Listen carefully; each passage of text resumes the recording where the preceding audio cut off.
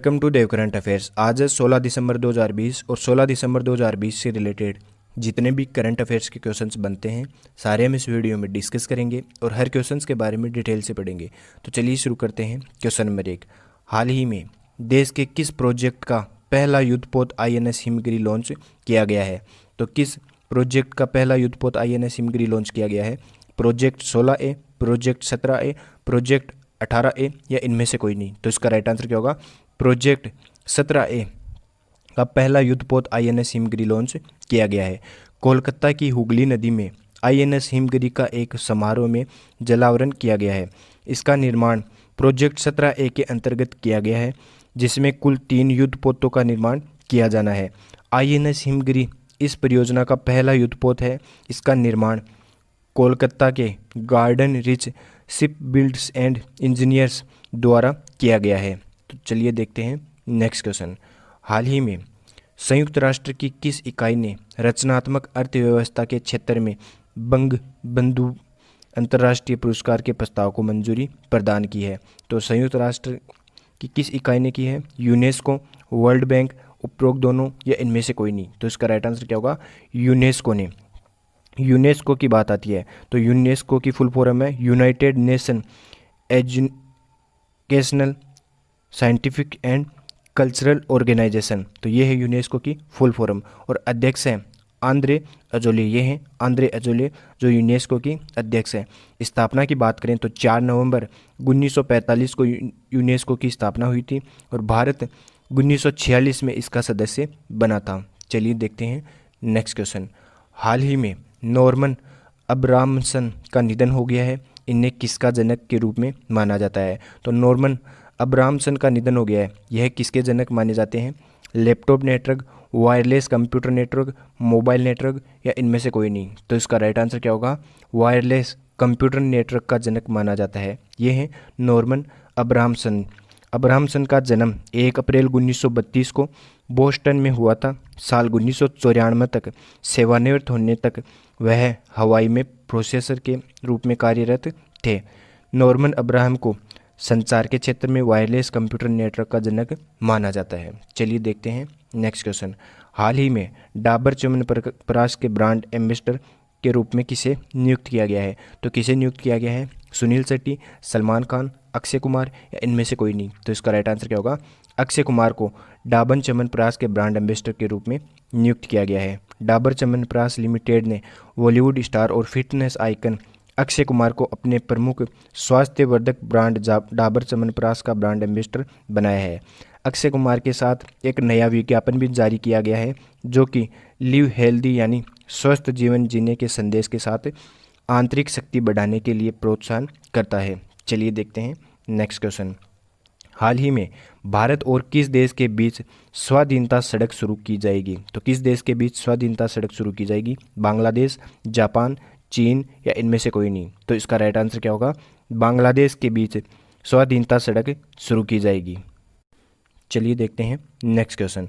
हाल ही में अंतर्राष्ट्रीय मुक्केबाज संघ का अध्यक्ष किसे नियुक्त किया गया है? तो अंतर्राष्ट्रीय मुक्केबाज संघ का अध्यक्ष किसे नियुक्त किया गया है? अरमान मलिक, उमर क्रेमलिन, विजय सिंह या इनमें से कोई नहीं? तो इसका राइट आंसर क्या होगा? उमर क्रेमलिन। ये हैं उमर क्रेमलिन जिनको अंतर्राष्ट्रीय मुक्केबाजी संघ का अध्यक्ष नियुक्त किया गया है। संचालन संस्थान IBA ने कहा कि उमर क्रेमलिन ने 5 उम्मीदवारों के बीच मुकाबले में 57% से ज़्यादा मत हासिल किए हैं। इसमें 155 राष्ट्रीय महासंघों ने हिस्सा लिया है। क्रेमवेल 2017 में रूस मुक्केबाजी महासंघ के अध्यक्ष भी थे और अभी हाल ही में इन्हें अंतर्राष्ट्रीय मुक्केबाजी संघ का अध्यक्ष बनाया गया है। चलिए देखते हैं नेक्स्ट क्वेश्चन। हाल ही में स्क्रीन शेयरिंग ऐप स्क्वाड का अधिग्रहण किसने किया है? तो किसने किया है? फेसबुक, ट्विटर, व्हाट्सएप या इनमें से कोई नहीं? तो इसका राइट आंसर क्या होगा? ट्विटर ने हाल ही में स्क्रीन शेयरिंग ऐप स्क्वाड का अधिग्रहण किया है। अब बात आती है ट्विटर की तो इसकी स्थापना 21 मार्च 2006 को हुई थी। इसके अध्यक्ष हैं इवान विलियमसन और इसका मुख्यालय है कैलिफोर्निया, संयुक्त राज्य अमेरिका में। चलिए देखते हैं नेक्स्ट क्वेश्चन।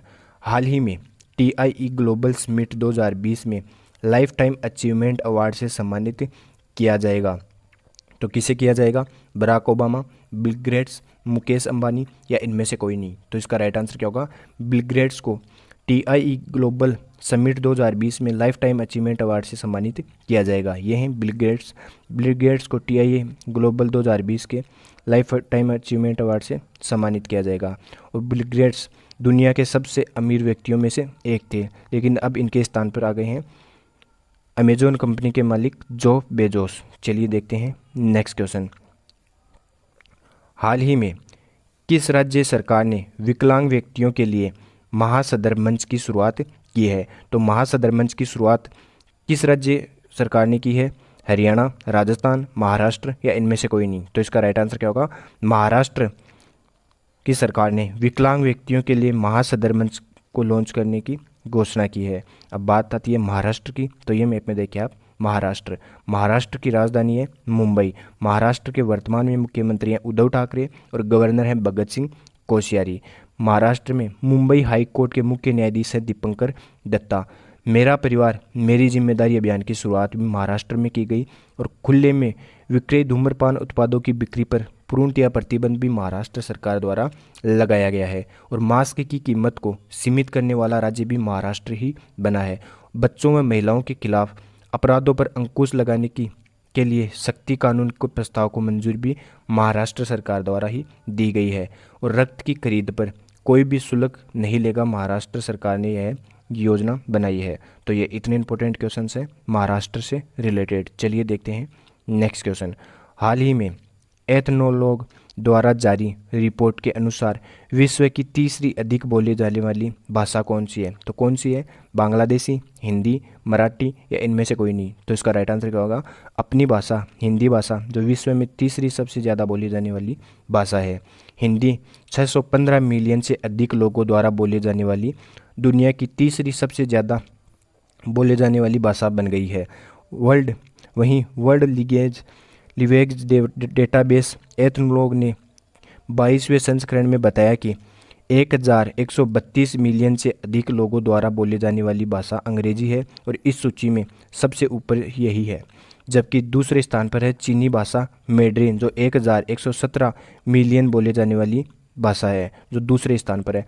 पहले स्थान पर है अंग्रेजी भाषा और दूसरे स्थान पर है चीनी भाषा जिसका नाम है मैंड्रिन, और तीसरी नंबर पर आती है अपनी भाषा हिंदी भाषा।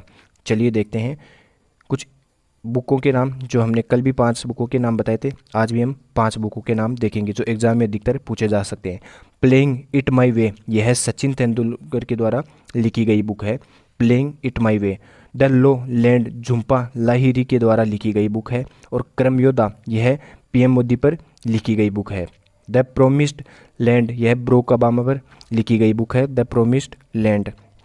और तीसरी बुक आती है एन इरा ऑफ डार्कनेस, जो शशि थरूर पर लिखी गई बुक है, एन इरा ऑफ डार्कनेस। तो ये इतने इंपॉर्टेंट बुक्स हैं जो एग्जाम में पूछी जाएंगी और बहुत ही इंपॉर्टेंट क्वेश्चन हैं। हाल ही में इनका जिक्र भी किया गया था। चलिए देखते हैं कल का पूछा गया क्वेश्चन। हाल ही में a century is not enough नामक पुस्तक किसके द्वारा लिखी गई? तो सौरव गांगुली के द्वारा a century is not enough पुस्तक लिखी गई है। चलिए देखते हैं आज का क्वेश्चन। आज का क्वेश्चन है, हाल ही में किसने संचार उपग्रह CMS-01 को लॉन्च करने की घोषणा की है? तो किसने की है? नासा, इसरो, DRDO या इनमें से कोई नहीं? तो इसका राइट आंसर आप कमेंट बॉक्स में देना। अगर ये वीडियो आपको ज़रा सा भी हेल्पफुल लगा तो इसे लाइक करना, सब्सक्राइब करना। धन्यवाद।